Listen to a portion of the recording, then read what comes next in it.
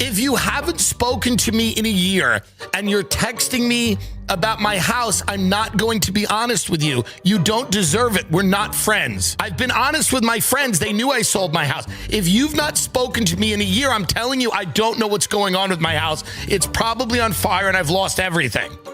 It doesn't matter. I want you to be sad. I want you to send me, oh my God, I can't believe this. And I don't want to make, it's not a class thing with the Palisades. People I know in the Palisades are hurting. They're hurting. I went to the Montage in Laguna Beach Tuesday night immediately. I said, I want one of the Sundays. The woman goes, they don't make them on the late night menu. I said, oh, that's funny. My house burned down.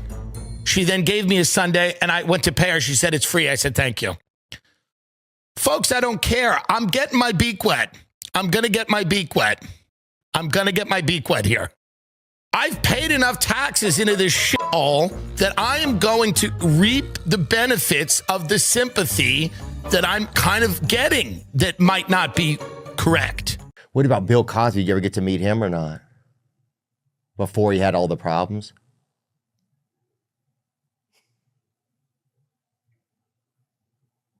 Is being a rapist one of the problems? Oh, okay, sorry.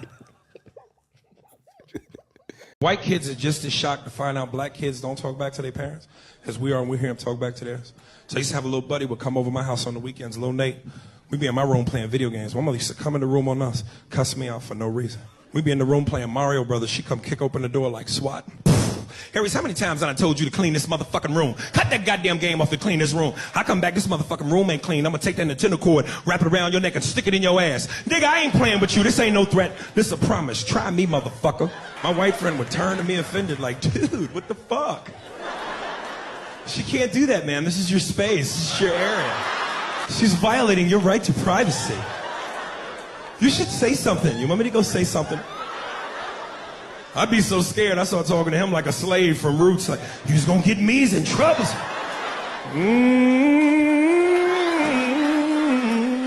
My mother smacked the shit out of the white boy. He turned into me. Where in the world? I want you to guess this historical figure, okay? 1, I'm a Republican. 2, I had a huge part in bringing Puerto Rico to the United States. 3, I was the commissioner of the New York City Police Department. 4, my family's wealthy and I grew up in New York. 5, I was sick and I had asthma and my father pushed me to be active and improved his health. 7, I fought in the Spanish-American War and I formed a volunteer cavalry regiment, which one day they would name condoms after, aka the Rough Riders. 9, I have a toy named after me. 10, Chris Stefano's watching a documentary about my life. 11, Robin Williams played me in the movie Night at the Museum. 12, I didn't like Native Americans. 13, I look like a fucking asshole with glasses and a stupid mustache. Same shit with McDonald's. Yeah. Come the fuck on. You can't give us $40 an hour. I'm out here busting my ass, serving Big Macs in and out, and getting cussed out, getting treated like shit. And they got pedophiles in there. It's hard as hell to serve something, you know, they got a man out there trying to touch, you know, in the little, in the play area. Yeah. Them was always out there in ours. You go out there, dog. You playing and I don't know what McDonald's you went to, but we know.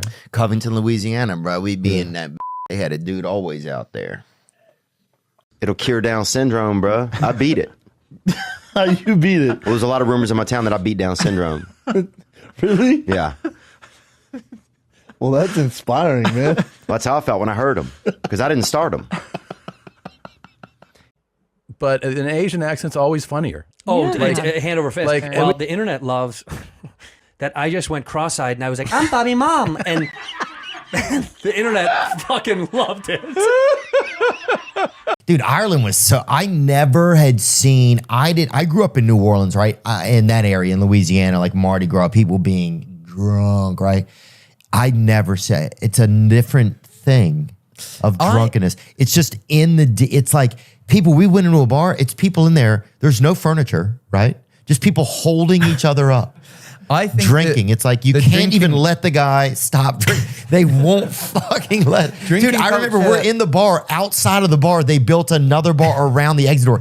You open the exit to the bar, you're in another fucking bar, dude. But drinking culture here is different than America. Like I found when I lived in Nashville, it was like sports bars. You go to a sports bar to watch a game, to drink. Yeah. And you would see people there on their own drinking a huge vodka tonic, just like, I'm here to get fucking drunk. There's Irish bars on the motorway in America. I'm like, who the fuck is driving to an Irish bar? I hooked up with this one guy, and he texted me afterwards. He said, "You're the kinkiest girl I've ever been with." And I said, I know this text was not meant for me. And I knew that because at the time I had my arm in the sink and I was soaking off a Band-Aid, okay? Because I was too afraid to take it off because of the pain. So that just wasn't true. That just wasn't true. I've been trying to mix things up, been trying to change up my luck, you know, see if I can get some. And I asked a guy out recently, and I realized I sound a little needy. I sound a little desperate in a way I'm not super thrilled about. I sound like a white woman with a pyramid scheme. Sat the guy down, said, "Hey, Bessie, this will only take 5 minutes of your time." And ultimately, it is an opportunity for growth, right? Right? We start now, in 6 months, we're taking it far. But there are also part-time options, if that's better for you. The moral of the story is, ladies, you cannot girl boss your way into his heart, okay? The video of you fighting the guy on Fear Factor goes through my algo once a week. Oh, yeah. Ready to go. Yeah. There's a lot that was cut out of that, though. Oh, let's hear it. They had warned me about that guy because he did something to his wife, like physically. And he also, like, there was a counselor on another show. He threw the counselor to the ground. He was a violent guy. So when he was in my face, I'm like, this guy might hit me. And so I just decided to grab him. But I pushed him away from me a couple times, and that's what they didn't show. He said something, and I pushed him away from me. He said, "Don't fucking touch me." I go, "Oh, what, bitch?" Then I pushed him again. I go, "What the fuck are you going to do?" And I pushed him again. I'm like, "All right, we're doing this." So I just grabbed the back of his head. I'm going to do one of two things. I'm either going to strangle him or I'm going to knee his fucking face into another dimension. Wow. So I just grabbed a hold of the back of his neck. And I'm like, if this guy hits me, I'm going to figure out what I'm going to do. If he hit me hard, I was going to knee his brains into oblivion. And if he didn't hit me hard, I was going to strangle him. Thank So God that's you what I didn't was host Family deciding. Feud. The best one I saw live was there was a heckler at the Comedy Store. Terrible. Ruined the whole show. They run him out of there, and Joe's just like, shots for everybody. He bought the whole place a shot. It was crazy. Before, Yeah, when like, we kick people out of the Comedy Store, I would buy the whole audience shots. Yeah. He got like I was like, this is a employee bad discount. feeling. It was like Yeah. a bad feeling. I was like, let's just buy everybody shots. So the guy in the front patio comes up afterwards and is like, "You fucking bitch, I'll do." And Joe was just so calm. You read him, and you're like, "You're not gonna do anything." And the guy was like, "Oh," you're like, "You won't though." Some people go back and forth about how terrified they are of AI, what AI is going to do, and everything. I'm not necessarily scared of AI. I'm not, because no matter what it can do, is a tool. And the scary thing about tools is just people. You know, it's a tool, and any tool can become a weapon. You could use a shovel to kill somebody. You know? I had that yep was that. I know it's dark, but it feels like we're admitting to things. Like I like to make people feel comfortable, but there's a level of comfort that you should still keep a few things to yourself. That yep was too knowing. That's upsetting. Serious question though. Do you say Korean barbecue or do you say KBBQ? I'd never heard KBBQ. Apparently in other countries around the world, they prefer to say KBBQ. I gotta say Korean barbecue. Is that just because we're used to it? Because you know what KBBQ sounds? It sounds like a fucking radio station, dude. 103.5 KBBQ. Yeah, it's like, stay tuned. We're going to be playing our top 40 KBBQ live. That's, I think, a very powerful thing about comedy. It's an opportunity to say stuff that's not appropriate. All of comedy is on some level of saying something you shouldn't have said. It's either you're saying something because it's too private, like it's too, you're oversharing, but you shouldn't have said that, because usually in a regular conversation or in politics or whatever, you don't say things like that. The other you shouldn't have said is because it's so stupid. Just a stupid thing. Everybody knows that's not true. What are you saying? The other one is, that's fucking crazy. That's crazy. That doesn't make any sense. These are all different kinds of humor, but they're all based in saying something you shouldn't have said. And then the other one is like, man, that's not cool. That's not cool to say that. Nobody likes that.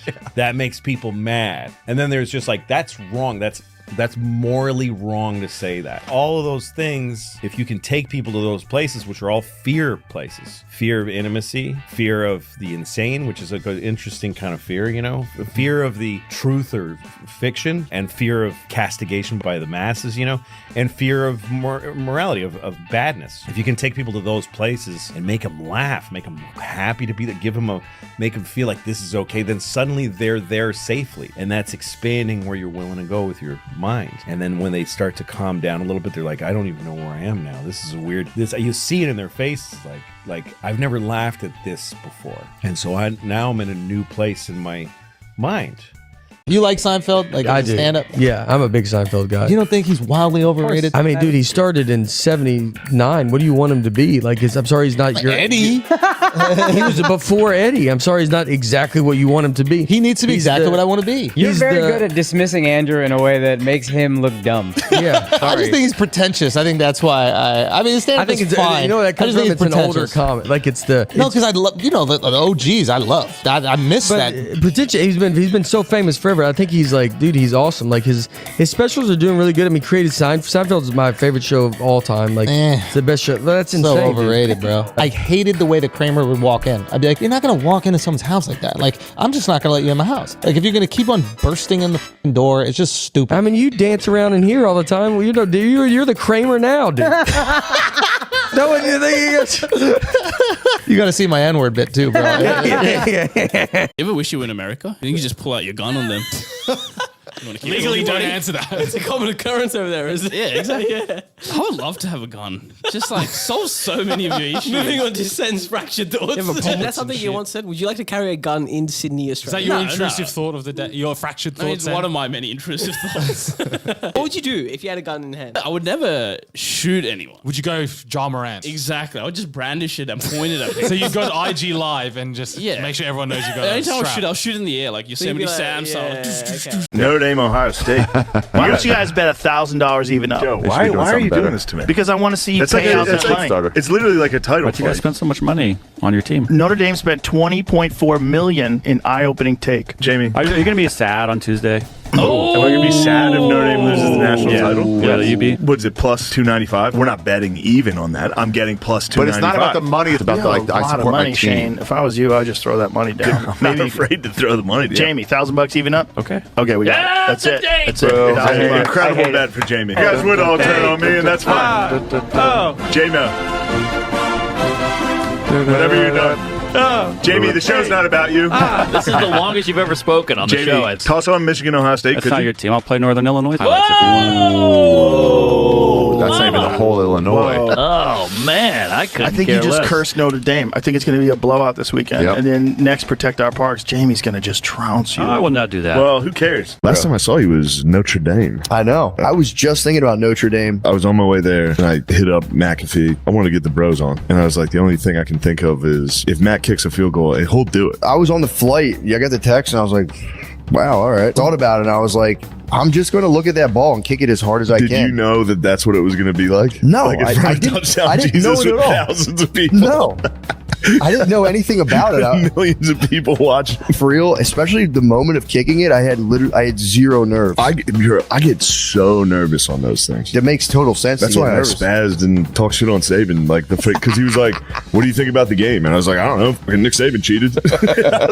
I was just a full spaz. After I said that, we had to go into the stadium to sit at the desk, and right before we go on, he looks at me and he's like, "I heard what you said." And I was like, holy shit. And then Herb Street and McAfee were like, he's just breaking your balls, dude. He loves messing with guys. Like, he's literally just fucking with you. And I was like, oh, all right, I'll fuck with him back. I would have never done that if I thought he was serious. And then as soon as we get done, I tell Herb Street and McAfee, I'm like, bro, he was definitely serious. And they were like, no way he was serious. Go talk to him. So I went up to him after and he was like, you think the SEC dominated because we cheated? That's bullshit. And he spazzed. I saw him on the screen. I didn't know who he was. And I was like, damn, dude, you should start wearing a hat. Like, you could really step into that look. That hat? Into his couture, the whole thing. Next time I do game day, I'm dressing exactly like him. I'm wearing the hat. So funny, though, to be a 70-year-old man just in like the twilight of your years, your legacy, and then just be like, dude, your hat's gay. Yeah, your hat's gay and you cheated.